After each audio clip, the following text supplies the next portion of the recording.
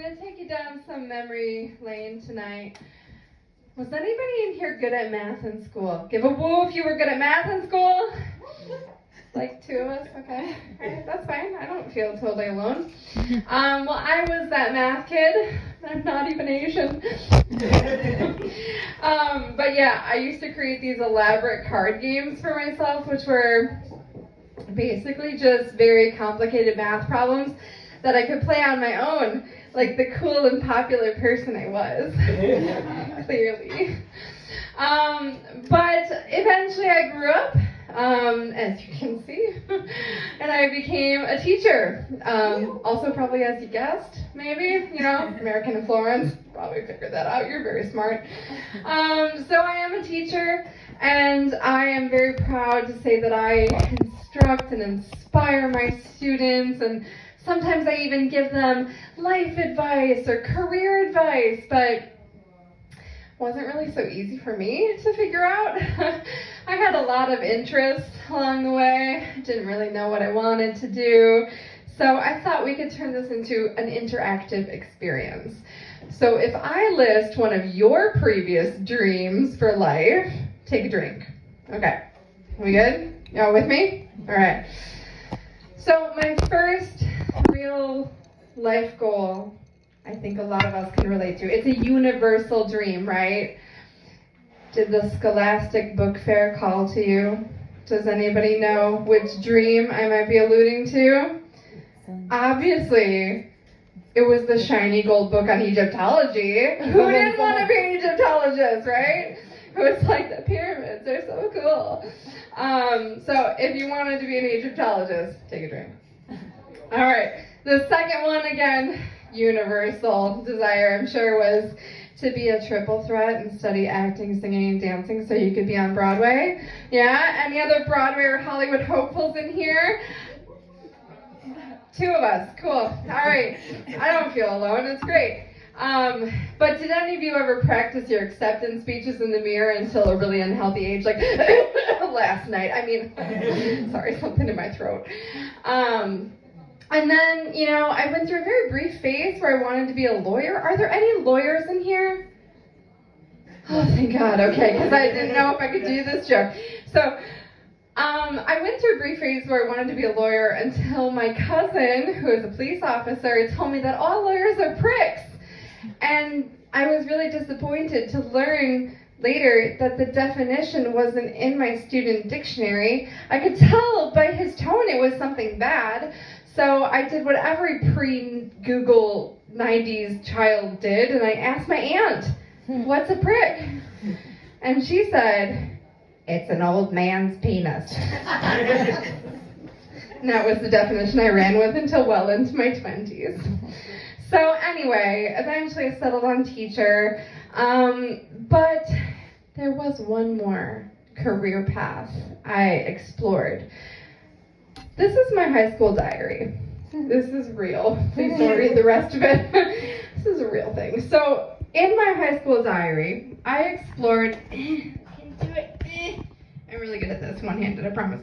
I explored a wide variety of things over the years, but one thing that I think you will find interesting are my goals for after college. So, again, this is 100% real, and I will read it to you verbatim.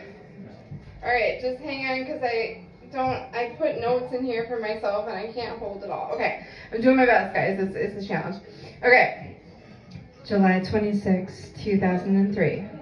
Yes, I know, 2003. Get over it. Okay, after college, I want to start a brothel. Everyone thinks I am joking about this, but the more I think about it, the more serious I become. I could make $15,000 a week. I finally settled on a career, like girl power, okay? And keep in mind that I didn't want to be in the brothel. I wanted to be the madam, girl boss. Am I right? I mean, there is something to be said for illegal activity, considering I grew up in Minnesota and not Las Vegas. But maybe this was just a chance to rebel against my father. another policeman who, but one of the good ones, not one of the in the news ones. we don't need to go down there, right? Okay, next section. I started to get a little bit more specific. Hand job, $25 up to 1 hour. Okay, what exactly did I think would be happening here? Is this optimism or is this delusion? You see, I didn't know if there would be, it's really hard to hold this, guys, I do apologize. I wasn't sure if there would be some sort of a political discussion mid-act. I think I really had it a bit wrong at the time. Maybe that's just actually impressive. Can anybody actually do that for an hour? Because I get sort of out of breath changing the litter box. So, yeah, that's great. Okay, and by the way, I was a sweet, innocent, virginal Catholic girl at the time of this writing. Okay, blowjob, $75 up to 1 hour. Okay, this is just impressive, ladies and gents. I get lockjaw eating a bagel. So, I'm starting to think this isn't really like girl power anymore. This is Superwoman. Okay, anything with a girl, $200 for 2 hours max. My optimism. I didn't know about 2-Minute Timmy or 90-Second Nick at that time of my life. Alas. Room, $25 up to 2 hours. Okay, who doesn't love a bargain? To stay the night as a hotel guest, $125 a night, including continental breakfast. Okay, page turn. Sorry. Give me a second. I'm making it work. I promise. Too much stuff in this notebook. Okay. In hindsight, I don't know that the continental breakfast was really what they were there for. But we're classy. I think it was kind of a nice touch. I suppose I could have gone full English breakfast while I was at it. After giving somebody a hand job for an hour, I think someone would need a full English breakfast. Not him, but someone, am I right? Okay, next up. Girls, at least one customer per day that is full Monty, or at least reach $200 per day. You know what? It's a pretty good gig. I gotta say, just one hookup a day.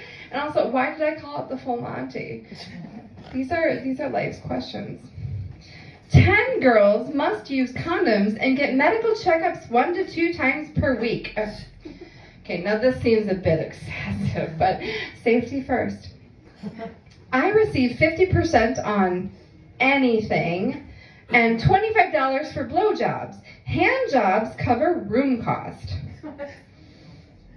I really can't argue with my math here. The math is mathing, and I do love that I thought about my cut. Tell me again why I'm a teacher. Did I pick the wrong profession? I'm starting to rethink all of my life choices. After rent, this part I actually summarized because I literally did a breakdown of all of the supplies in each room. So I summarized this bit. I do apologize, this part's not verbatim, it's a summary. After rentals, furniture purchases, condoms, etc. Get it? That was the summarized part. It was the etc. Profit of approximately $250,000 per year. Okay, so in high school, I had this really non-high school job.